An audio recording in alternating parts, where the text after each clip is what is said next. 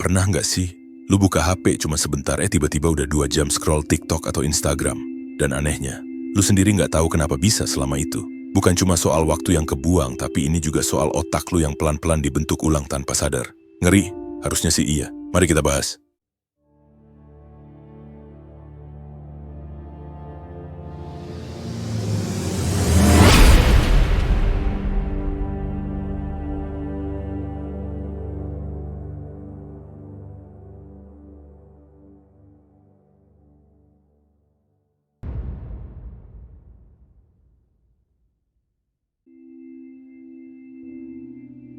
Jadi gini, gue mau jelasin kenapa media sosial tuh bisa bikin lu ketagihan tanpa sadar, dan semuanya ada hubungannya sama satu zat di otak kita, dopamin. Dopamin tuh sering disalahpahami. Banyak orang mikir dopamin itu hormon seneng doang. Padahal dopamin itu sebenarnya lebih kayak hormon motivasi. Dia yang bikin lu ngejar sesuatu, penasaran, dan pengen dapet reward. Nah, sekarang kita lihat gimana media sosial ngebajak sistem itu. Setiap kali lu dapat notifikasi, entah itu like, komen, DM, atau mention, itu tuh sinyal buat otak lu. Ada sesuatu yang harus dilihat. Begitu lu buka dan ternyata isinya positif, misalnya ada yang nge-like foto lu atau nulis komen yang bagus, otak lu langsung ngeluarin dopamin. Masalahnya dopamin ini nggak keluar secara stabil, tapi acak. Kadang ada notif penting, kadang enggak. Kadang dapat banyak like, kadang enggak sama sekali. Nah, ini yang bikin kecanduan. Sistem itu namanya variable reward system. Sistem hadiah acak. Sama kayak mesin judi. Judi di kasino itu adiktif karena lu nggak tahu kapan lu menang. Sama juga kayak lu scroll TikTok. Lu nggak tahu kapan bakal nemu video lucu banget atau postingan yang relatable parah. Tapi lu terus scroll, nunggu momen itu. Itu sebabnya, lu bisa scroll sampai 1-2 jam tanpa sadar. Otak lu kayak lagi di looping buat nyari jackpot dopamin. Gua kasih contoh real. Lu buka Instagram, lu ngepost foto, terus refresh terus tiap 5 menit buat lihat siapa aja yang like. Lu tahu itu konyol tapi tetap aja dilakuin. Karena pas like-nya naik, itu kayak suntikan kecil dopamin yang bikin lu ngerasa, yes, gua valid. Tapi ini bukan cuma soal like. Bahkan anticipation-nya aja. Pas lu buka notif dan belum tahu isinya, itu udah cukup buat nge-trigger dopamin. Jadi bahkan sebelum lu lihat hasilnya, otak lu udah kerja duluan. Dan makin sering lu dapet reward kecil kayak gitu, makin otak lu nyambungin, oke, buka IG sama dengan senang. Scroll FYP sama dengan hiburan. Padahal belum tentu. Kadang malah abis scroll lu ngerasa kosong, tapi tetap aja dilakuin besoknya. Terus, efek jangka panjangnya gimana? Karena dopamin dari sosmed itu keluar secara instan dan singkat, lama-lama otak lu jadi males sama hal-hal yang butuh waktu panjang buat dapat kepuasan. Contohnya belajar, nulis, bikin karya. Itu semua butuh waktu dan fokus sebelum dapat hadiah. Tapi otak lu udah biasa dapat quick hit dari sosmed. Jadi pas harus fokus 1 jam buat baca buku, otak lu langsung bilang, aduh males gak ada dopaminnya nih. Gila kan? Dan kalau lu mikir ini lebay, ada banyak studi neuroscience yang nunjukin bahwa area otak yang aktif saat dapat notifikasi sosmed tuh sama kayak area yang aktif waktu kita konsumsi gula, narkoba, bahkan judi. Tentu skalanya beda, tapi polanya mirip. Terus yang paling serem, dopamin bukan cuma soal reward, tapi juga soal expectation. Artinya, otak lu bisa terus-terusan nyari sesuatu yang sebenarnya belum tentu ada. Dan ini yang bikin scrolling bisa sampai 2 jam tanpa hasil yang memuaskan. Lu sekarang paham kan kenapa media sosial tuh bukan sekadar tempat hiburan, tapi sebenarnya dia udah jadi semacam mesin dopamin berjalan. Yang dibikin sedemikian rupa biar bikin otak lu terus balik lagi. Dan yang bikin ironis, otak lu nggak tahu bedanya antara dopamin sehat sama dopamin cepat saji. Selama dia dapat dopamin ya dia seneng. Mau itu dari olahraga, belajar, atau scroll video kucing sambil rebahan. Kalau lu udah ngerasa mulai susah lepas dari HP, gampang terdistraksi atau ngerasa kosong setelah scroll, itu mungkin sinyal kalau sistem dopamin lu udah mulai kebajakan. Gua mau ngomong jujur ya, media sosial itu benar-benar ngubah cara otak kita mikir. Bukan sekadar nambah distraksi atau bikin lupa waktu doang, tapi secara harfiah ngebentuk ulang jalur kerja otak kita. Ini bukan lebay, ini sains. Lu inget nggak? Zaman dulu pas internet belum semasif, sekarang otak kita tuh masih bisa fokus lama. Bisa duduk, baca buku berlembar-lembar, nulis, mikir dalam. Sekarang, lu buka e-book 3 halaman aja udah pengen ngecek notif WA. Bener nggak? Itu karena otak kita adaptif. Otak itu plastis. Dalam ilmu neurologi namanya neuroplastisitas. Jadi kalau lu ngasih otak stimulasi yang cepat, singkat, dan padat terus-menerus, ya dia bakal terbiasa sama pola itu. Dan apa yang paling sering lu konsumsi tiap hari sekarang? Konten cepat. Reels, TikTok, story IG 15 detik, swipe up, scroll. Itu semua ngebentuk pattern baru di otak. Otak jadi nyari stimulasi yang instan, terus berubah-ubah dan gak tahan sama satu hal terlalu lama. Fokus jadi pecah. Lu jadi gampang bosen sama hal yang butuh effort, kayak ngerjain tugas, baca buku, belajar skill baru. Ini bukan cuman malas atau kurang niat, bro. Ini otak lu yang beneran udah dilatih buat kerja secara superficial. Bukan deep work, tapi shallow thinking. Dan yang lebih gawat, bagian otak yang paling kena efek ini tuh namanya prefrontal cortex. Bagian yang ngatur fokus, pengambilan keputusan, dan kontrol diri. Jadi setiap kali lu ngebuka TikTok atau scroll IG explore tanpa tujuan, lu sebenarnya lagi ngajarin otak buat nggak sabaran. Lu ngajarin dia buat nyari hiburan cepat, skip yang nggak menarik, dan nggak tahan kalau ada hal yang nggak instan hasilnya. Makanya banyak orang sekarang jadi gampang terdistraksi. Lagi kerja, tiba-tiba buka Twitter. Lagi belajar, malah scroll IG. Lagi nulis, malah buka YouTube. Gue juga kadang gitu, bro, bukan sok suci. Masalahnya semua itu makin bikin otak tambah sulit buat balik ke mode fokus dalam. Kayak otot. Kalau nggak pernah dilatih angkat beban berat, ya nggak bakal kuat. Sama kayak otak. Kalau cuma dibiasain mikir pendek, ya mikir panjang bakal kerasa nyiksa. Dan yang gue perhatiin juga sekarang orang makin sulit buat nginget informasi. Kenapa? Karena otak jadi kebiasaan outsource semua ke Google, ke sosmed, ke link, ke search bar. Jadi yang kita latih bukan memorinya tapi kemampuan buat nyari ulang. Lu pernah nggak baca info menarik terus besoknya udah lupa? Karena kita nggak simpen di kepala tapi di bookmark, di folder, di feed yang udah tenggelam. Otak jadi kehilangan kemampuan buat mengolah informasi jadi pengetahuan karena semuanya dikonsumsi mentah tanpa proses. Yang lebih serem lagi karena pola pikir cepat dan pendek ini, kita jadi gampang emosional. Baca satu tweet langsung marah, lihat satu video langsung baper, nggak ada jeda mikir, nggak ada proses tanya. Ini bener nggak sih? Ini lengkap nggak sih? Karena otak udah dilatih buat reaktif bukan reflektif. Jadi jangan heran kalau sekarang banyak orang gampang tersinggung, gampang nyinyir, gampang debat kusir. Semua itu produk dari pola otak yang berubah karena terlalu lama disuapi konten cepat, singkat, dan dangkal. Media sosial bukan cuma ngambil waktu lu, tapi dia juga ngebentuk ulang cara lu berpikir, merasa, dan ngerespon dunia. Dan ini bukan cuma masalah personal, bro. Ini udah jadi masalah kolektif. Kalau satu generasi terbiasa mikir cepat tapi dangkal, reaktif tapi nggak analitis, itu ngerusak bukan cuma diri sendiri, tapi juga pola komunikasi satu masyarakat. Jadi intinya, media sosial secara halus tapi pasti ngubah wiring otak lu. Makin lama lu tenggelam di konten-konten singkat dan impulsif, makin susah otak lu diajak mikir panjang, fokus dalam, dan tahan di satu hal. Lu masih bisa balik, otak masih bisa dilatih ulang. Tapi itu butuh kesadaran, butuh detox, butuh latihan fokus kayak dulu. Tapi ya itu, langkah pertama, lu harus sadar dulu bahwa otak lu udah berubah.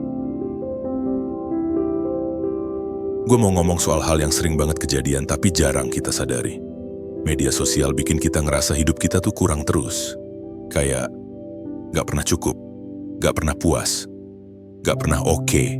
Lu pernah gak lagi enak-enak rebahan di kasur, hidup lu biasa aja, fine-fine aja.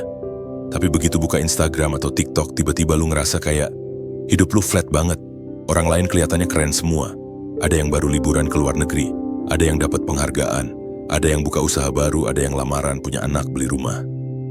Dan lu masih rebahan buka TikTok pakai kuota darurat. Nah, itu dia masalahnya. Media sosial bikin standar hidup jadi nggak realistis. Yang kita lihat di feed itu highlight reel, cuplikan terbaik dari hidup orang lain. Tapi otak kita tuh nggak bisa bedain antara realita dan ilusi. Jadi ketika lu ngelihat temen lu post mobil baru, lu nggak mikir, oh mungkin dia nyicil, mungkin dibeliin orang tua, atau mungkin dia kerja keras bertahun-tahun.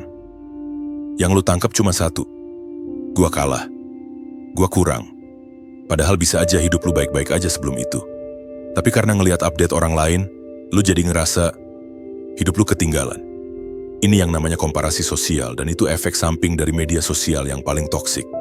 Dulu, kita cuma ngebandingin diri sama orang yang deket, tetangga, teman sekolah, saudara. Sekarang, lu bisa ngebandingin diri lu sama seleb Korea, pebisnis muda Jakarta, traveler Bali, cewek cantik dari Polandia, all at once.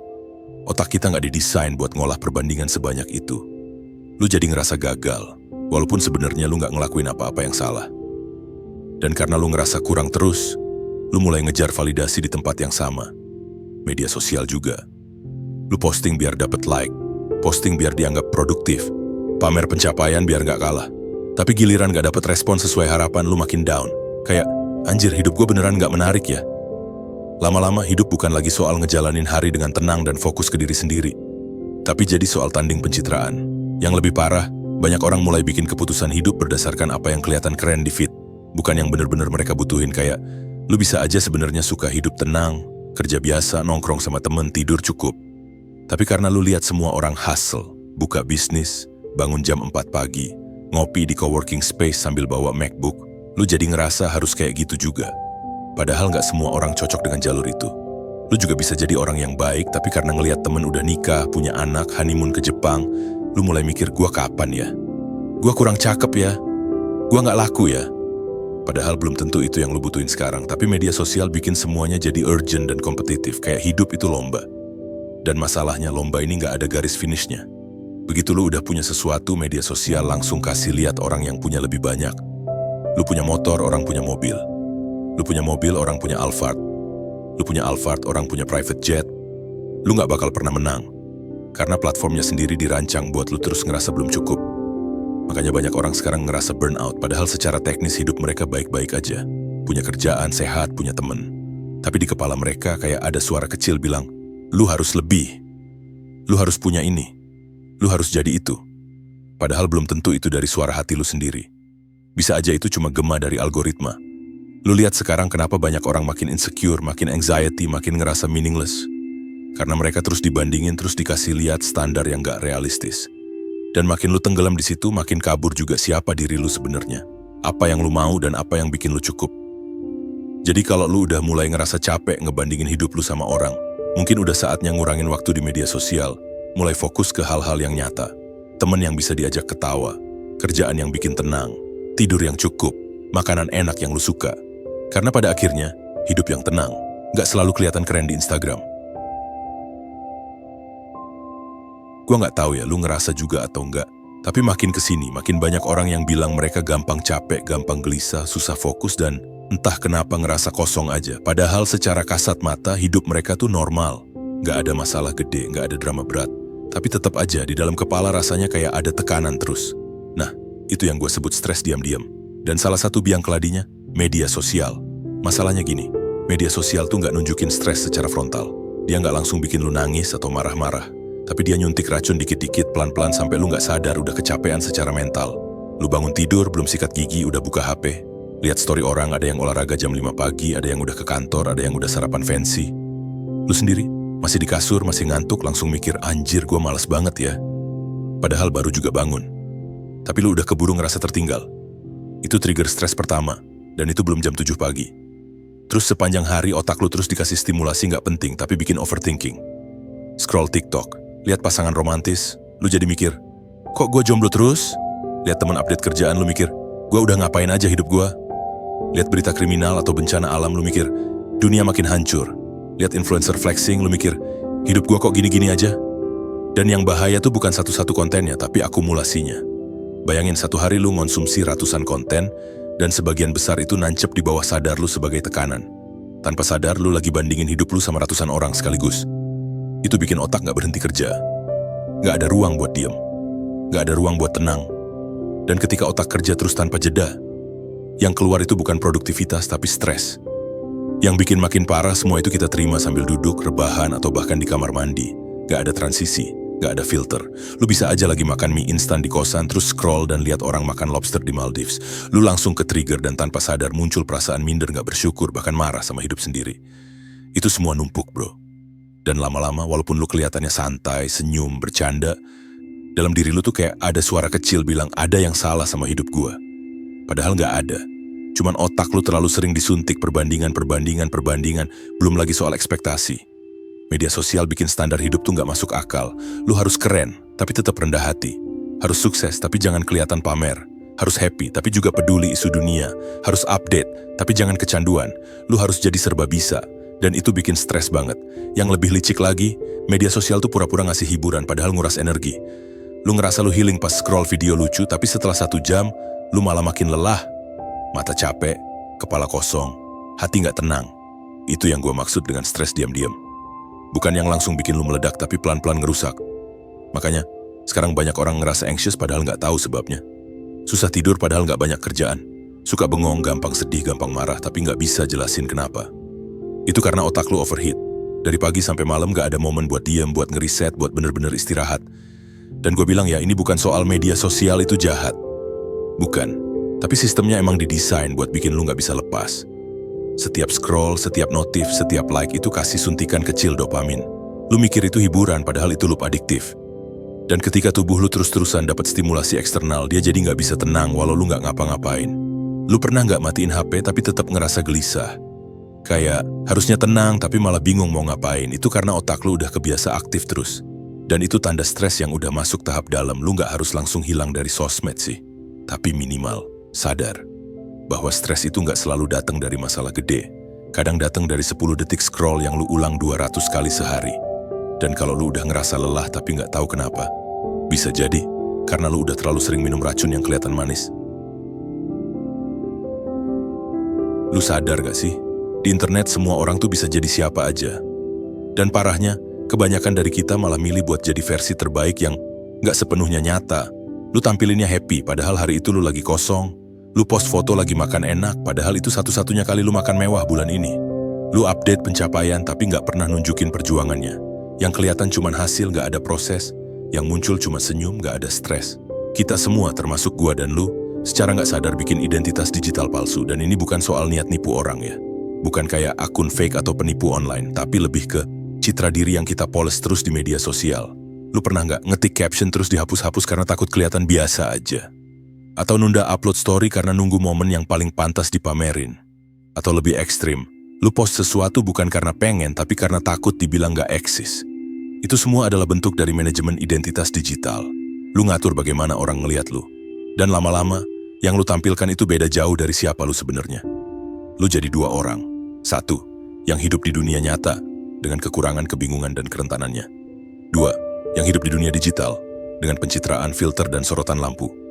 Yang bahaya, semakin sering lu pakai identitas palsu ini, semakin kabur juga siapa lu sebenarnya. Lu mulai percaya bahwa lu harus selalu kelihatan keren. Lu nggak berani kelihatan gagal. Lu ngerasa nggak cukup kalau nggak dapet like atau views banyak. Dan semua itu bikin lu ngerasa bersalah sama diri sendiri. Padahal kenyataannya, nggak ada manusia yang sempurna. Nggak semua hari produktif. Nggak semua hubungan romantis kayak di story. Nggak semua orang punya kamar estetik dan kerja di kafe tiap hari. Tapi standar yang kebentuk di media sosial bikin kita kayak berlomba jadi versi palsu dari diri sendiri. Kita pengen dianggap keren, jadi kita nggak jujur soal kesulitan. Kita pengen dianggap dewasa, jadi kita sok bijak di caption. Kita pengen di-notice, jadi kita posting sesuatu yang engaging walau nggak nyambung sama hidup kita. Identitas digital palsu ini lama-lama jadi beban. Lu jadi overthinking sebelum upload apapun. Lu mikirin feed biar serasi. Lu ngerasa bersalah kalau sehari nggak posting apa-apa. Dan yang paling parah, lu bisa ngerasa nggak valid kalau nggak ada yang ngeliat atau ngasih reaksi ke hidup lu. Padahal, hidup lu tetap bermakna, walau nggak ada yang ngeliat. Kebahagiaan itu valid, walau nggak ada yang komen. Kesedihan itu wajar, walau nggak sempet difilter dan dibikin puitis. Dan gue paham sih, tekanan buat tampil keren itu gede banget. Karena algoritma lebih suka hal-hal yang menarik, bukan yang jujur. Tapi kalau kita terus-terusan ngikutin aturan dunia digital, lama-lama kita jadi aktor di hidup sendiri. Mainin peran, bukannya beneran hidup. Gue percaya, media sosial itu bisa jadi tempat yang powerful kalau dipakai dengan sadar. Lu bisa sharing, bisa belajar, bisa dapat insight bagus. Tapi itu semua cuma bisa kejadian kalau lu datang ke sana sebagai diri lu yang asli. Gak harus selalu jujur 100% ke publik, tapi minimal jangan kehilangan diri sendiri demi eksistensi digital. Karena kalau lu terlalu sering jadi versi palsu, nanti versi asli lu malah terasa asing. Lu pernah gak ngerasa tiba-tiba udah sejam scroll TikTok tapi gak inget tadi lu nonton apa aja? Atau lu buka HP buat ngecek satu hal doang tapi 20 menit kemudian lu masih megang HP? Malah buka aplikasi lain yang gak ada hubungannya? Itu yang gue sebut autopilot digital. Lu gak sadar tapi tubuh lu ngelakuin gerakan yang sama setiap hari. Buka HP, buka IG, scroll, like, skip, scroll lagi. Kayak robot. Dan parahnya, otak lu setuju-setuju aja. Karena ini semua udah jadi kebiasaan. Bukan karena lu butuh, tapi karena lu udah dilatih buat ngelakuin itu terus. Kayak gini. Misal pagi-pagi bangun tidur, tangan lu langsung nyari HP. Lu gak mikir dulu, gue mau baca apa ya hari ini? Nggak, langsung buka notifikasi. Buka TikTok, buka Instagram. Tanpa sadar lu lagi ngasih kendali hidup lu ke algoritma. Algoritma yang mutusin apa yang lu lihat. Algoritma yang mutusin apa yang lu pikirin. Algoritma yang mutusin mood lu hari itu. Lu jadi kayak penumpang di kepala lu sendiri. Ngejalanin rutinitas digital yang sebenarnya nggak lu pilih, tapi kebiasaan lu udah dibentuk buat ngelakuin itu. Ini bukan soal malas ya, tapi soal kehilangan kesadaran. Lu kehilangan kontrol atas waktu, atas fokus, atas energi mental. Dan lebih gilanya lagi, lu nggak ngerasa itu salah. Karena semua orang juga ngelakuin hal yang sama. Autopilot digital ini ngefek ke semua aspek hidup. Lu nonton video bukan karena pengen belajar atau pengen hiburan, tapi karena ya lewat aja di beranda. Lu nge-like, nge-komen, ngebales story, bukan karena pengen ngobrol, tapi karena itu jadi gerakan refleks. Kayak orang ngupil kalau lagi mikir. Gue kasih analogi. Bayangin lu naik mobil tapi setirnya ditarik sama tangan orang lain. Lu tetap di dalam mobil tapi arahnya ditentuin sama mereka. Nah, kayak gitu rasanya hidup di era digital kalau lu nggak sadar diri. Dan jangan salah, autopilot ini bukan cuma di sosmed doang. Di YouTube, Spotify, bahkan di e-commerce pun sama. Lu masuk Shopee cuma mau lihat satu barang, tiba-tiba udah check out 3 barang yang nggak direncanain. Itu bukan belanja, itu kecelakaan digital. Lu jadi konsumtif bukan karena kebutuhan, tapi karena lingkungan digital ngebentuk impuls. Dan makin sering lu ngikutin impuls, makin tipis kesadaran lu. Autopilot ini juga ngerusak attention span. Lu jadi nggak bisa diem, nggak bisa bosen, nggak bisa ngelamun. Setiap detik kosong langsung pengen diisi dengan scroll. Dan kalau nggak ada notif masuk, lu jadi ngerasa gelisah. Kayak ada yang kurang, padahal otak lu cuma minta istirahat. Yang ironis, makin banyak konten yang bilang, lu harus mindful, lu harus fokus, lu harus self-care. Tapi lu nontonnya sambil buka 3 tab lain dan nyambi scrolling. Lu nonton konten tentang fokus sambil gak fokus. Lucu sih, tapi sedih juga. Yang lebih bahaya, autopilot digital ini bikin lu ngerasa hidup produktif padahal cuma sibuk doang. Lu ngerasa aktif padahal cuma konsumsi. Lu ngerasa dapat banyak informasi padahal gak ada yang nempel di otak. Lu tahu gak sih berapa kali sehari lu buka HP tanpa sadar? Rata-rata orang sekarang bisa unlock HP-nya 80-100 kali sehari. Bayangin, 100 kali lu narik perhatian ke layar, dan setiap kali itu juga, fokus lu buyar. Dan dari 100 kali itu berapa banyak yang sebenarnya penting? Berapa banyak yang lu inget 2 jam kemudian? Jawabannya, dikit banget. Tapi yang keambil dari situ adalah energi mental lu. Otak lu udah keburu lelah buat hal-hal kecil yang gak bermakna. Makanya sekarang banyak orang ngerasa capek, padahal gak ngapa-ngapain, karena secara fisik lu diem, tapi secara mental lu sibuk luar biasa. Dan autopilot ini pelan-pelan bikin hidup jadi gak sadar arah. Lu ngelakuin banyak hal tapi gak tahu kenapa. Lu ngabisin waktu tapi gak ngerasa puas. Lu nyari hiburan tapi tetap ngerasa hampa. Kenapa? Karena lu gak pernah ngambil alih kendali. Lu jalanin hidup kayak mobil self-driving. Yang nyetir tuh sistem. Dan lu, penumpangnya. Terserah lu sih. Mau terus diam di kursi penumpang. Atau mulai ambil kemudi. Dan nentuin mau dibawa kemana.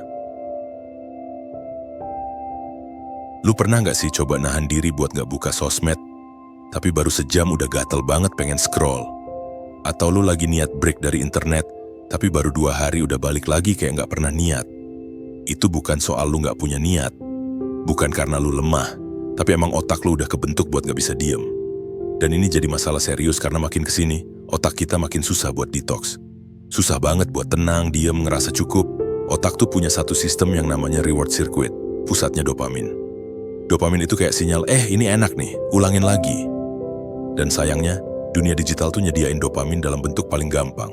Scroll dikit, dapat lucu-lucuan. Tap dikit, dapat validasi. Lihat notif, langsung ngerasa penting. Jadi bayangin lu dapat dopamin dari hal-hal kecil setiap detik. Masalahnya, otak lu jadi kebiasaan dimanjain. Lama-lama threshold lu naik. Artinya, lu butuh rangsangan lebih banyak buat ngerasa puas. Lu jadi susah nikmatin hal-hal sederhana. Baca buku kerasa lama banget. Dengerin orang ngomong jadi gak fokus. Diam aja tanpa layar bisa bikin anxiety. Karena otak lu udah dilatih buat aktif terus. Scroll, klik, pindah, refresh, repeat. Begitu lu coba detox, misal uninstall aplikasi atau puasa gadget, otak lu ngerasa kosong. Bukan damai, tapi malah gelisah. Dan ini bukan hal yang salahin pribadi doang ya. Sistem digital sekarang tuh didesain buat bikin lu betah, nempel, balik lagi. Scroll yang gak ada ujungnya, autoplay, rekomendasi algoritma, itu semua bukan kebetulan. Itu dibuat supaya lu gak bisa lepas. Jadi jangan heran kalau detox digital itu rasanya kayak sakau. Karena emang mirip kayak lepas dari candu. Bukan cuma fisik, tapi mental lu juga berontak. Lu ngerasa FOMO, takut ketinggalan. Lu ngerasa sepi. Lu ngerasa bosen, bahkan kesel sama diri sendiri karena ngapain sih gue diem doang? Padahal, diem itu bagian penting dari riset otak. Tapi karena kita jarang latihan diem, akhirnya otak kita jadi lemah buat ngadepin hening. Yang lebih gawat lagi, kita kadang pakai distraksi digital buat kabur dari emosi. Lagi galau, buka TikTok. Lagi kesel, scroll Instagram. Lagi sedih, nonton YouTube sampai pagi. Bukan diselesaikan, tapi ditutupin. Padahal emosi itu kayak luka, kalau nggak diobatin yang infeksi. Dan karena kita nggak pernah kasih waktu otak buat ngerespon jujur, akhirnya kita numpuk beban mental yang nggak pernah selesai. Makanya pas kita coba detox, muncul semua yang kita kubur. Kesepian, overthinking, perasaan gagal, muncul semua. Dan itu bikin banyak orang nyerah di tengah jalan. Bukannya sembuh malah tambah stres. Tapi gini bro, itu bukan tanda detox lu gagal. Itu justru tanda prosesnya lagi jalan. Otak lagi belajar lepas dari stimulus yang berlebihan. Cuman ya, proses itu nggak instan. Lu butuh latihan, butuh ngulang, dan butuh sadar bahwa tenang itu nggak sama dengan bosen. Hening itu bukan kekosongan, tapi ruang buat pikiran lu bernapas. Kita hidup di era yang nyediain hiburan non-stop. Tiap detik ada sesuatu buat dikonsumsi. Tapi kalau terus-terusan dikasih cemilan digital, kapan otak sempat lapar buat mikir yang bener? Detox itu bukan soal jauhin HP selamanya, tapi soal ngambil kendali balik. Biar bukan algoritma yang mutusin lu ngapain hari ini. Dan buat bisa detox, lu butuh satu hal penting yang sekarang langka, kesadaran. Lu harus sadar kapan lu sekadar pengen kabur, kapan lu beneran butuh istirahat, dan kapan lu cuma ke-trigger impuls doang. Media sosial itu ibarat pisau. Bisa lu pakai buat masak, bisa juga buat nyakitin diri sendiri. Pertanyaannya, lu sadar nggak kalau otak lu udah dibentuk sama algoritma? Lu bisa lakuin tindakan kecil kayak detox, atur waktu, unfollow akun toksik, itu bisa bantu banget. Kalau lu ngerasa video ini bikin lu mikir, jangan simpen sendiri. Share ke temen lu yang butuh disadarkan. Klik like, tinggalin komentar, dan jangan lupa subscribe biar makin banyak orang yang mulai jalanin versi terbaik dirinya. Dan kalau lu pengen support channel ini, bisa langsung join membership di tombol gabung. Sampai ketemu di video berikutnya. Keep upgrading your brain.